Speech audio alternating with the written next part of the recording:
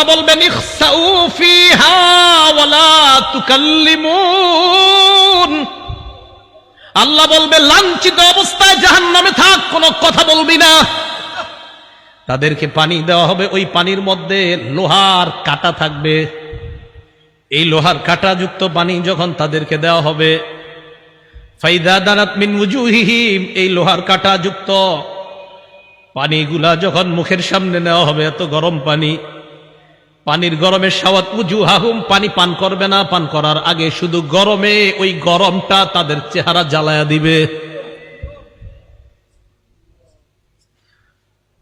ওয়াকাত্তাত মা ফি বুতুনিহিম, পান করার আগে পেটের নারী বুড়িগুলা সব ঝলসে দিবে। পানি পান করার আগে গরমেই তাদের এই অবস্থা হবে, পেটের নারী বুড়িগুলা ঝলসে দিবে। ফায়াকুলুনা, এক পর্যায়ে একে অপরকে বলবে উদউ খাজানাতা জাহান্নাম, জাহান্নামের প্রহরীদেরকে ডাক দাও, জাহান্নামের রক্ষীদেরকে ডাক দাও। জাহান্নামের রক্ষী ফেরেশতারা বলবে বলো কি বলবা? বলবে আর সহ্য করতে পারি না। রক্ষীরা বলবে আলাম তাকু তাতিকুম রুসুলুকুম বিল বায়িনাত, রসুলরা কি তোমাদের কাছে দাওয়াত নিয়ে আসে নাই? তারা বলবে বালা এসেছে, তো গ্রহণ কেন করো নাই? এবার তারা বলবে প্রহরীদেরকে ডাক দিয়ে লাভ নাই, উদউ মালিকা, জাহান্নামের দারোগা মালিককে ডাক দাও। ওয়ানাদাউ ইয়া মালিকুল ইয়াকদি আলাইনা রাব্বুক, জাহান্নামের দারোগা মালিককে ডাক দিবে, ডাক দিয়ে বলবে ও মালিক, আল্লাহরে বলো আল্লাহ যেন আমাদেরকে মৃত্যু দিয়ে দেয়। জাহান্নামের দারোগা মালিককে যখন তারা ডাক দিবে, মালিক তাদের ডাকে সাড়া দিবে। ইমাম আহমদ বলেন নুব্বিতু আন্না বাইনা দুআইহিম ওয়া বাইনা ইজাবাতি মালিকিন ইয়াহুম আলফা আম, হয় মালিক তাদের ডাকে সাড়া দিবে 1000 বছর পর। ডাক দিবে মালিক 1000 বছর পর, জাহান্নামের দারোগা মালিক বলবে বলো কি বলবা? 1000 বছর পর বলবে কি বলবা বলো। আল্লাহ আমাদেরকে হেফাজত করেন। তারা বলবে আল্লাহরে বলো আল্লাহ যেন আমাদেরকে মরণ দিয়ে দেয় জাহান্নামে। মালিক বলবে ইন্নাকুম মাকিসুন, চুপচাপ আযাব ভোগ করো।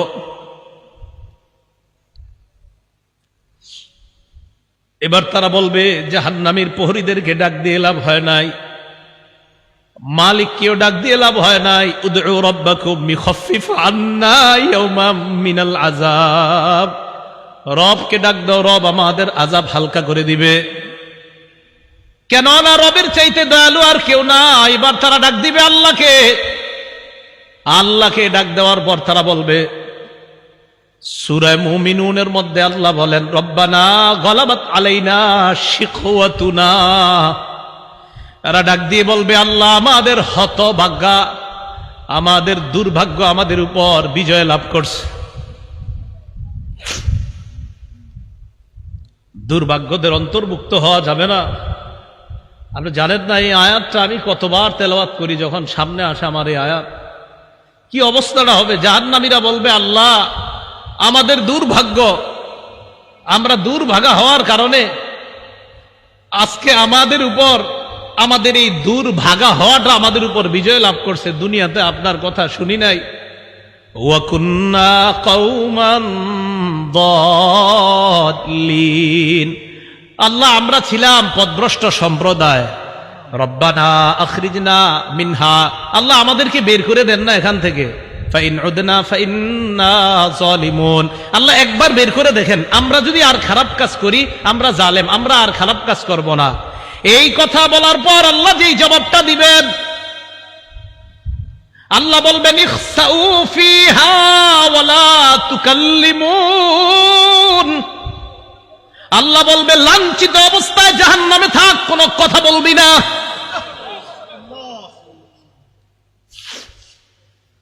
রব বলবে কথা বলবি না, চুপচাপ থাক। দয়াময় রব বলবে কথা বলবি না, চুপচাপ থাক।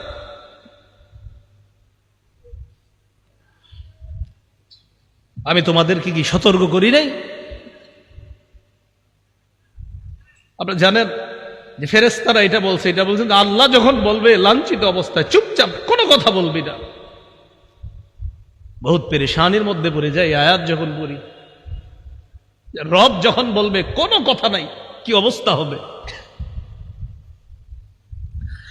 তাই বলছিলাম দুনিয়া থেকে নিরাপত্তা নামা নিয়ে যাওয়া, নিরাপত্তা নামা যদি নিয়ে না যাইতে পারি ঠকে গেলাম, হতভাগা হয়ে গেলাম। আল্লাহ সকলকে সৌভাগ্যবানদের কাতারে শামিল হওয়ার তৌফিক দান করেন। তো আল্লাহ বলবে ইখসাউ ফিহা ওয়ালা তুকাল্লিমুন, কথা বলবা না, থাকো। তো বলছিলাম ওই যে দরিহ, এই দরিহ নামক খাদ্য দেওয়ার পর এরপরে দেওয়া হবে কাঁটাযুক্ত খাদ্য, গুচ্ছ জাতীয় খাদ্য। গলা আটকানোর পর বলবে পানি দাও। তো পানি দিবে, পান করবে কি? চেহারার সামনে নীতি, চেহারা ঝলসে যাবে, পেটের সব ঝলসে যাবে। তখন তারা ফেরেশতা ডাক দিবে, জাহান্নামের প্রহরী ডাক দিবে, মালিককে ডাক দিবে, আল্লাহকে ডাক দিবে। সবাই তো একটা একটা বলবে, প্রহরীরা বলবে রসুল আসে নাই, আর মালিক বলবে 1000 বছর পর চুপচাপ আযাব বুক করো, তাও তো একটু কথা বলবে। আল্লাহ কি বলবে দেখেন, লাঞ্ছিত অবস্থায় থাকো, কোনো কথা নাই, থাকো। রব যদি বলে কথা নাই তখন তো শেষ। তো বলছিলাম দরিহ লা ইউসমিনু ওয়া লা ইউগনি মিন জু'। কয় দরি নামক খাদ্যটা কেমন জানো? এটা পুষ্টিও যোগায় না, ক্ষুধাও নিবারণ করে না। আচ্ছা আমরা খাদ্য খাই কেন বলেন তো? হয়তো পুষ্টি বাড়ার জন্য, না হয় যেন ক্ষুধা নিবারণ হয়। আল্লাহ বলে লা ইউসমিনু, দরি নামক খাদ্য পুষ্টিও যোগাবে না, ক্ষুধাও নিবারণ করবে না। কিছু মনে করবেন না, পৃথিবীর একটা খাদ্য আছে যেই খাদ্যটা অ্যাভেলেবল মানুষ খায়, যেটা তার পুষ্টিও যোগায় না, ক্ষুধাও নিবারণ করে না। হুজুর কি এটা? মাশাআল্লাহ, ধূমপান। কি পান? ধূমপান। এটা পুষ্টিও যোগায় না, ক্ষুধাও নিবারণ করে না। বুঝা যায় দুনিয়ার ধূমপান জাহান্নামের দড়ির সাথে অনেকটা মিলে যায়। কি জি? জোরে কর না জি। সবাই শোনায় এখন শুনতে হবে তো। আপনাদের মুসল্লি যারা আছে এগুলোর দিকেও তাকায় বলেন কি ঠিক আছে? দড়ি যেটা পুষ্টিও যোগায় না, ক্ষুধাও নিবারণ করে না। তো আমি কিন্তু বলছি না, আপনারাই বলছেন, আমি কিন্তু প্রথমে বলি নাই ধূমপান, আপনারাই বললেন এই খাদ্যটা কি? এটা পুষ্টিও যোগায় না, ক্ষুধাও নিবারণ করে না। তো আপনারা এবার মিলান এটার সাথে কোনটা মিলে। এরপরেও যদি কেউ ধূমপান করে কি করা? আল্লাহ হেফাজত করেন। তাহলে দরি নামক খাদ্য পুষ্টিও যোগায় না, ক্ষুধাও নিবারণ করে না। তো আমরা দেখছি যে এটার সাথে একটা খাদ্যের মিল আছে। আর আমি মাঝে মাঝে অবাক হই, ধূমপানের প্যাকেটের মধ্যে লেখা থাকে ধূমপান মৃত্যু ঘটায়। লেখা আছে, মনে করেন লেখা আছে মৃত্যু ঘটায়, মানে আমি দেখতেছি লেখা মৃত্যু ঘটায়, এরপরেও টান দিতেছি, মানে কি?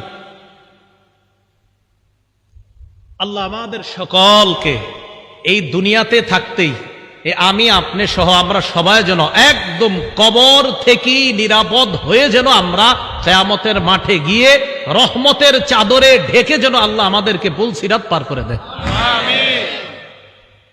তাহলে এতক্ষণ জানলাম আমরা এমন কিছু চেহারা, যেই চেহারাগুলা নিচে থাকবে, যেই চেহারাগুলার ভয়ঙ্কর অবস্থা হবে, জাহান্নামে যাবে, এরকম এরকম হবে। এবার আল্লাহ কি বলে দেখেন, কিছু চেহারা থাকবে নেয়ামতে পরিপূর্ণ। আলহামদুলিল্লাহ, আল্লাহ আপনি আমাদেরকে ওই চেহারাওয়ালা বানায়া দেন। লিসাইহা রাদিয়া, আগের চেহারাওয়ালাদেরকেও আল্লাহ বলছে দুনিয়ার মধ্যে তারা গুনাহের কাজ করছে, কষ্ট করার কারণে কিয়ামতের ময়দানে তারা ক্লান্ত। এবার কি বলে দেখেন, লিসাইহা, তারা দুনিয়ার মধ্যে আখিরাতের কর্ম করার চেষ্টা করছে, এই চেষ্টা করার কারণে রাদিয়া, কিয়ামতের ময়দানে তারা সন্তুষ্ট হয়ে যাবে। তাহলে আগের দল দুনিয়াতে খারাপ কর্ম করার কারণে ক্লান্ত, আর পরের দল দুনিয়াতে কর্ম করছে, কষ্ট করছে, বাকি তারা সন্তুষ্ট। তাহলে আগের দল কিয়ামতে ক্লান্ত, অসন্তুষ্ট, আর পরের দল লিসাইহা, দুনিয়াতে কর্ম করেছে, কষ্ট করেছে, বৃষ্টিতে ছাতা মাথায় দিয়ে পানি এদিকে লেগেছে সেদিকে লেগেছে, মসজিদে কষ্ট করে গিয়েছে। তাহলে ওরাও কষ্ট করেছে, তারাও কষ্ট করেছে। আল্লাহ বলে রাদিয়া, দ্বিতীয় শ্রেণীর কষ্ট যারা করেছে, কিয়ামতের ময়দানে এই চেহারাগুলা দেখলেই বুঝবা তারা সন্তুষ্ট। আর কি, ফি জান্নাতিন আলিয়া, তারা থাকবে নিরাপদ জান্নাতে, শান্তির জান্নাতে, চিরস্থায়ী চির সুখের জান্নাতে থাকবে, আলিশান জান্নাতের মধ্যে থাকবে। আচ্ছা আমরা যারা এখানে বসা, আমাদের যদি দেখা সাক্ষাৎটা জান্নাতে হয়, মজা কি কম হবে না বেশি? তো আমরা ভালো হয়ে যাই, চলেন সবাই, কি বলেন? ফি জান্নাতিন আলিয়া লা তাসমাউ ফিহা লাগিয়া, জান্নাতের মধ্যে জান্নাতীরা লাগিয়া শুনবে না। লাগিয়া মানে অনর্থক কথা। ইমাম বুখারী ব্যাখ্যা করেছেন 7 মাহ জান্নাতের মধ্যে জান্নাতীরা কোনো গালি গালাজ শুনতে পাবে না।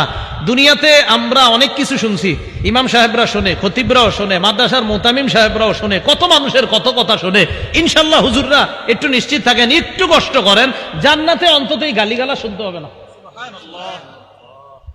লা তাসমাউ ফিহা লাগিয়া, জান্নাতের মধ্যে অনর্থক কোনো কথা থাকবে না, কোনো অনর্থক কথা শোনা যাবে না। কত সুন্দর কথা হবে জান্নাতে, সে আলোচনা আমি পুরোটা করছি না। সর্বশেষ জান্নাতি যেই মানুষটা, এই মানুষটা আল্লাহরে সর্বশেষ তখন যখন তাকে জান্নাত থেকে বের করবে, এবার আমার একটা আলোচনা আছে, দেখবেন লম্বা আলোচনা আছে সর্বশেষ জান্নাতির নিয়ে। তো ও যখন সর্বশেষ স্টেজে আল্লাহরে বলবে, আল্লাহ ওই যে একটা গাছ দেখা যাইতেছে, এটার কাছে আমারে নিয়ে যান, এরপরে আমি আপনার কাছে আর কিছু চাইবো না। বুখারীতে আছে, মুসলিম শরীফে লম্বা হাদিস। আল্লাহকে তুমি বারবার কইতেছো আর কিছু চাইবা না, তোমারে এক গাছের নিচে যাই, আবার তুমি আরেকটা চাও, আবার আরেকটার নিচে নেই, আবার আরেকটা চাও, এখন এটার নিচে গেল তোমারে যদি নিয়ে যাই তুমি কিছু চাইবা না? মাবুদ এটাই শেষ, আর কিছু চাবো না। তো আল্লাহ তারে নিয়ে গেছে কোথায়? জান্নাতের একদম দরজার সামনে একটা গাছ। এই গাছটা এত সুন্দর, এত নেয়ামতে পরিপূর্ণ যে আগে যতগুলা নেয়ামত আল্লাহ তারে পার করছে, ওটার কাছে আগের গুলা কিছুই না। তো সেখানে গেছে, ওয়াদা করছে আর কিছু যাবো না। যাওয়ার পর অপেক্ষা করতেছে, হঠাৎ দেখে তার কানে জান্নাতীদের আওয়াজ আসতেছে। কি আসতেছে? সূরা গশিয়া কি বলছে? জান্নাতে কোনো কি থাকবে না, গালিগালাজ থাকবে না। ওই ব্যক্তি জান্নাতীদের আওয়াজ শোনার পর বললে, এত সুন্দর আওয়াজ কিসের? আল্লাহ আমার একটু ওই আওয়াজ যারা করতেছে তাদের কাছে নিয়ে যান। তাহলে আওয়াজ কত সুন্দর হবে, কারণ তারে তো আল্লাহ একের পর এক নিয়ামত দিতেছে। তাহলে তার আওয়াজটা কত সুন্দর, নিয়ামতে পরিপূর্ণ আওয়াজ। মানে আমি চিন্তা করি হাদিসে যে জান্নাতীদের আওয়াজটাও কত চমৎকার হবে। ওই ব্যক্তিরা আল্লাহ বলবে, আরে দেখ ঠিক আছে, 10 দুনিয়ার সমপরিমাণ এই যে আওয়াজ, যত সুন্দর ফুলের বাগান, ফলের বাগান, এই জাতীয় 10 দুনিয়ার সমপরিমাণ একটা বাগানের মালিক তোমাকে বানায় দিলাম। একটা আলিশান জান্নাতের বাগান, মানে আলিশান জান্নাত। এই জান্নাত মানে প্রাসাদ, রাজ প্রাসাদের মালিক বানায় দিলাম। তো আল্লাহ বলেন, লা তাসমাউ ফিহা লাগিয়া, যেই চেহারাগুলা সন্তুষ্ট চিত্তে তাদেরকে দেখবা, তারা জান্নাতের মধ্যে কোনো গালিগালাজ শুনবে না। লা তাসমাউ ফিহা লাগিয়া ফিহা আইনুন জারিয়া, সেখানে তাদের জন্য থাকবে প্রবাহমান ঝর্ণা, যেই ঝর্ণা থেকে দুধের নহর প্রবাহিত হবে, মধুর নহর প্রবাহিত হবে। হাদিসের মধ্যে আসছে, রাসূল বলেন, তুফাজ্জারু আনহারুল জান্নাহ মিন তাহতি তিলাল আও মিন তাহতি জিবালিল মিসকি, কয় মেশক আম্বর থেকে জান্নাতের নহরগুলা জান্নাতীদের বালাখানার নিচ দিয়ে প্রবাহিত হবে। কক্সবাজার দেখলে মন চায়নি মাঝে মাঝে, টাকা পয়সা তো কম, মন চায় কিন্তু আপনাদের সবার, কিন্তু যে হুজুর ওই জায়গায় গেলে গুনাহ হয়, কেমনে যাবো? এ যায় না, দরকার নেই। জান্নাতে যখন যাবেন একবার, আপনি এনে বসবেন, আপনার বিবি আর একটায় বৈশা, দুজন আনন্দ উল্লাস করবেন, আর দেখবেন নহর প্রবাহিত হচ্ছে। আমাদের আনন্দ তো সেখানে হবে, এখানে না, ইনশাআল্লাহ। আল্লাহ বলেন, ফিহা আইনুন জারিয়া, প্রবাহমান ঝর্ণা থাকবে। ফিহা সুরুরুম মারফুআ, সেখানে উঁচু উঁচু পালং খাট বিছানো থাকবে, হযরত যেন সেখানে আরাম করতে পারে। কেমন উঁচু? তাফসীরের কিতাবের মধ্যে আসছে, এর খাটগুলা এমন উঁচু থাকবে, ইজা আরাদা ওয়ালিয়ুল্লাহি আইয়াজলিসা আলা তিলকা সুরুরি তাওয়াদাআত লাহু, আল্লাহর বন্ধুরা, আল্লাহর অলিগণ যখন ওই খাটের মধ্যে উঠতে চাইবে, খাট তো উঁচু, কয়েক খাট তার জন্য নত হয়ে যাবে, জি হযরত আসেন আমার মধ্যে বসেন।